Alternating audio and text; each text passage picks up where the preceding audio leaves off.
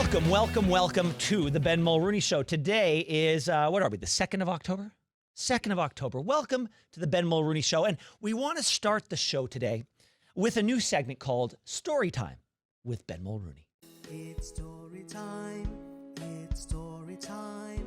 It's story time. Let's get ready. It's story time. It is story time. But before we begin with story time, a preamble, if you will, a pre-story time, we want to share and remind you of the story of the Dufferin Grove encampment. Well, the Dufferin Grove encampment has been cleared again. Toronto City staff, private security, returned to Dufferin Grove Park on Wednesday morning to remove people who had come back after last week's heavy equipment clearing. The morning enforcement started around 7:15 yesterday morning. Tents were dismantled. Some residents pulled out, and they were told they had minutes to collect their belongings. There were arrests. 6 people arrested for trespassing, including 2 encampment residents. Others were warned they would be arrested if they returned. Now, there were some clashes. One neighborhood resident, Jazzy Kaiser, said that guards chased, tackled, and handcuffed her for defending encampment residents. Police issued her a trespass order. The city disputes her claims.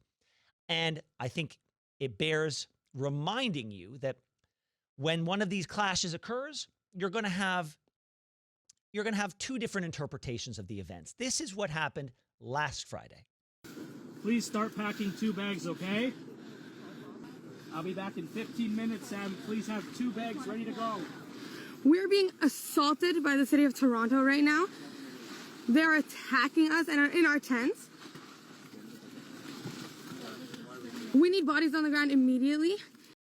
Please pack up your things. We'll be back in 15 minutes. And the other side interprets that as an assault and an attack. So clearly, 2 different visions, 2 different perspectives. So with the update yesterday, my producer thought it would be interesting to have somebody on the show today who is a supporter of the Dufferin Grove encampment residents. And Mike, why don't you tell us, before we get into story time, why don't you tell us about the email that you sent to a gentleman by the name of Michael DeForge? Well, I reached out to Mr. DeForge to say, hey, we want to hear from all sides of this story. We want to better understand what it is that that the residents of Dufferin Grove are having an issue with, why they find the shelters so dangerous, because a lot of people feel that way. And we want to hear possible solutions. Yeah. We really want to get to the bottom of this story. Completely an open and honest question. Mm-hmm.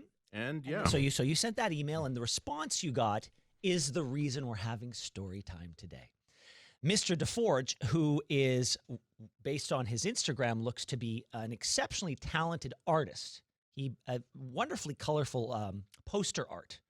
And he looks like he's quite successful. And he could have sent us a simple no thank you or no I hate your show or anything like that. But instead, he crafted quite the tale, which we're going to share parts of it with you right now. Here's one of the reasons he turned down our request. Quote, Ben Mulroney, whose on-air persona seems to have landed somewhere between, quote, less charismatic Ted Bundy and, quote, youth counselor Joseph Goebbels. And then in parentheses, what's with the backwards baseball cap? Seems to be on the Nepo Baby career track for falling upwards. I believe you meant to say failing upwards. Through life with his upcoming global news stint. I'm glad he bounced back from being asked to resign from E-Talk after his wife sent a string of bizarre threats to a black woman.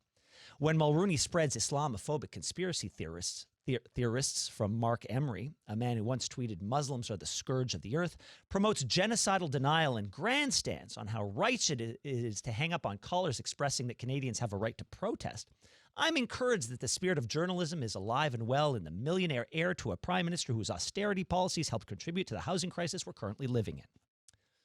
I hope his rising star doesn't threaten your job in any way. Unfortunately, my schedule's a bit full up for the next few days, so I won't be able to squeeze in the show. Like I said, had you written no thank you, we wouldn't be having story time today. But Michael DeForge, we're going to spend a little bit of time on this. So when I read that at the end, I was like, huh. Yeah. So is this a no? Yeah. So I think that's a no. So, a few things. My personal feeling is whenever you summon conversational Nazism is what I call it. You've abdicated any right to win a conversation, any right. I mean, I've been called a lot of things, but summoning Ted Bundy, Joseph Goebbels, and calling me a Nepo baby, all in one sentence, and it's a long sentence. I mean, that's impressive. Michael DeForge, the invitation to come on our show is still open. I mean, and it could be a conversation between two lightweights. I'm somebody who's been failing upwards, and you draw doodles for a living. So between the two of us, I'm sure we could solve all of the world's problems. I enjoy talking to people who may change my mind. I hope that you do too. I think we could have an honest conversation about what's going on in these encampments, why the people who've chosen Dufferin Grove feel hell-bent on refusing to avail themselves of our shelter system. If there is a problem in the shelter system, we want to highlight it. And I did want to point out one thing that I do think it's incumbent upon me to point out. When we reference that tweet from Mark Emery, that's not me saying it. That's not my producer saying it. This is based in what our leaders have said. We had so talk about what the tweet actually said. Yeah, it was a math tweet suggesting that some of the decisions that are being made by our government are based on demographic changes, with a rise in population, Muslim population versus a stagnant Jewish population that maybe, call me crazy, politicians may view those demographic shifts politically, cynically, as a play for votes. Call me crazy, but in a column by Thomas Mulcair in the National Post, he mentioned an exchange with Melanie Joly regarding her position on the Israel-Hamas war, which Thomas Mulcair described in his column as utterly incomprehensible. He quotes Melanie Joly as saying, "Thomas, have you seen the demographics of my riding?" This was our foreign minister. That's what she was supposed to have replied. So you got a problem with my interpretation? Take it up with Melanie Joly. I wish you the very best, kind sir, with your doodles and your drawings and your posters. I've seen that you're quite successful, and maybe there's room on your couch or in your guest room for some of these Dufferin Grove residents to take up, to sleep, to couch surf, if you will. Because we know, I mean, clearly your heart is that big that you would want to give of yourself far more than a Nazi baby-killing murderer would ever do. And I just want you to know I appreciated how well you wrote this. I'm sure that you've passed it on to a number of your friends, and you thought, this is how this story is going to end. But the story ends, well, hopefully the story doesn't end, Michael DeForge. Hopefully this is not the end of the story. Hopefully, and I say this genuinely, hopefully you hear this or somebody points this out to you and you come on this show and we can have a genuine conversation about what is ailing this city and the problems that are facing our homeless population and the problems that they face as they debate whether or not to enter our shelter system. I would like to bring this up with the mayor.